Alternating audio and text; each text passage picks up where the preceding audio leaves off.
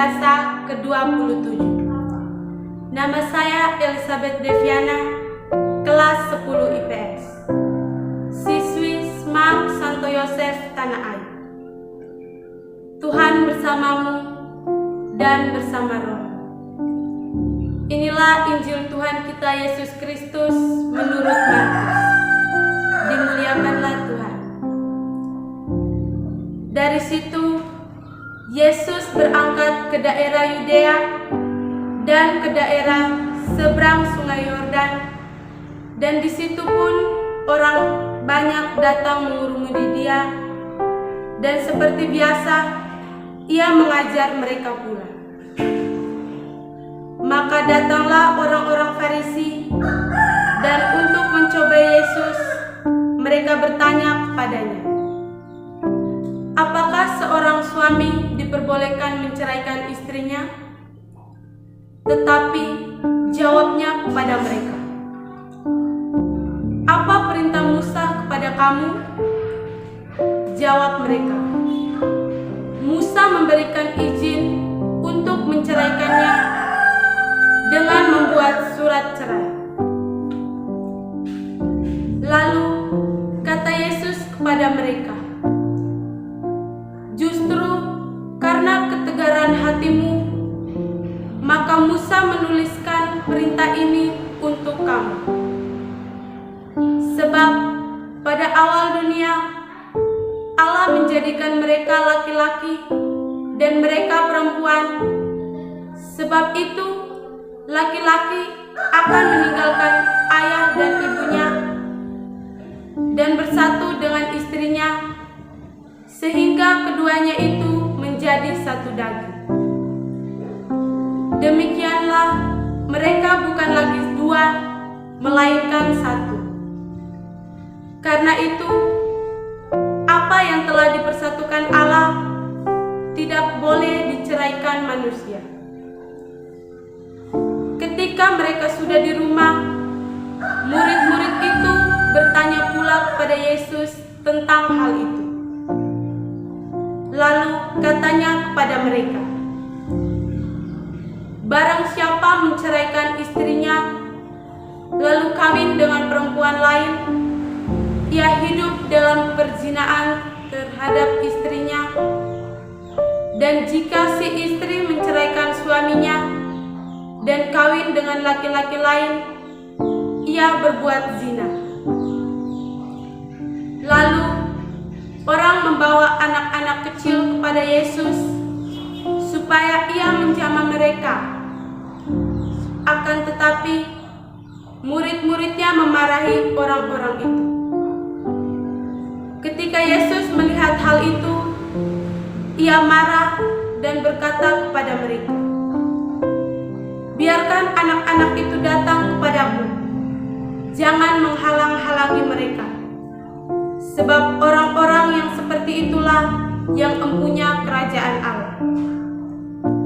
Aku berkata kepadamu, sesungguhnya barang siapa tidak menyambut kerajaan Allah seperti seorang anak kecil, ia tidak akan masuk ke dalamnya.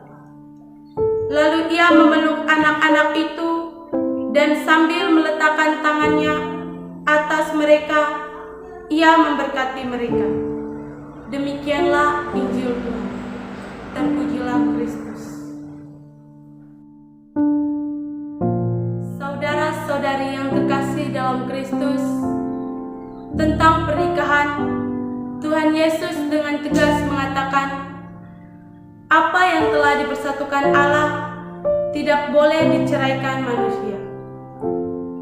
Sebab Tuhanlah yang mempersatukan laki-laki dan perempuan menjadi satu daging, maka tidak ada hak siapapun untuk menceraikan yang telah dipersatukan Allah.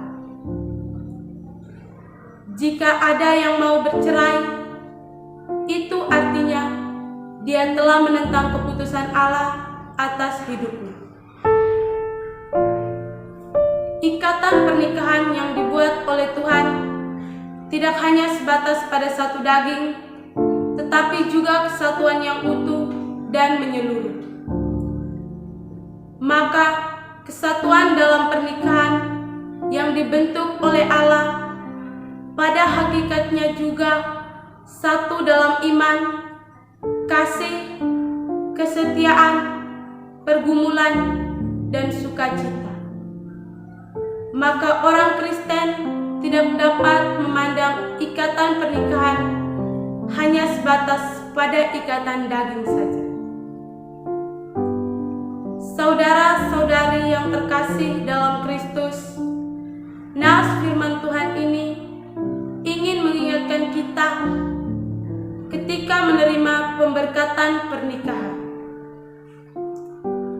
Dari sekian lama waktu yang sudah berlalu, kita patut merenungkan kembali hal-hal apakah yang terjadi di tengah-tengah kehidupan pernikahan kita, dan apa hasil perenungan kita dalam sekian lama kita telah membangun rumah tangga dengan pasangan kita.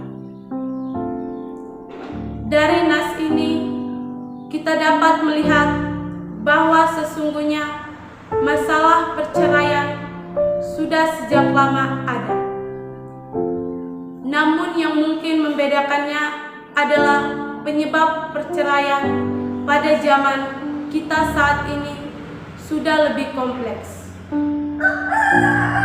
Bisa itu terjadi karena tidak sehati, sepikiran, ekonomi, keturunan, nafsu, dan sebagainya.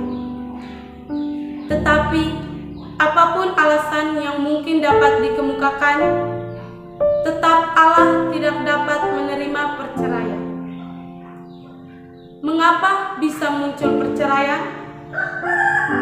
Satu hal yang sangat mendasar yang harus dipahami adalah motivasi seseorang atau pasangan yang hendak menikah.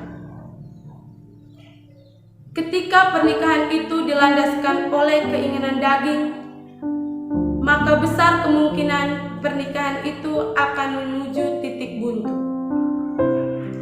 Tetapi hanya ada satu motivasi pernikahan yang dapat membuat pernikahan mendapat berkat Tuhan, yakni ketika pasangan menyadari bahwa pernikahan itu adalah untuk memenuhi kehendak Tuhan, bukan kehendak pribadi atau manusia.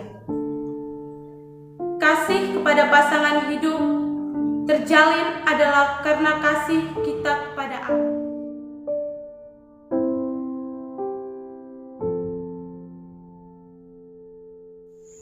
Tuhan bersamamu dan bersama rohmu. Semoga kita sekalian, segala pekerjaan, segala rencana baik, dan semua perjalanan kita sepanjang pekan yang akan datang ini, semua anggota keluarga kita dimanapun mereka berada, yang berada di perantauan, di tempat tugas, maupun tempat studi mereka masing-masing, semua mereka yang sakit dan menambahkan kesembuhan, senantiasa diberkati dan dilindungi oleh berkat Allah yang Maha Kuasa, Bapa dan Putra dan Roh Kudus.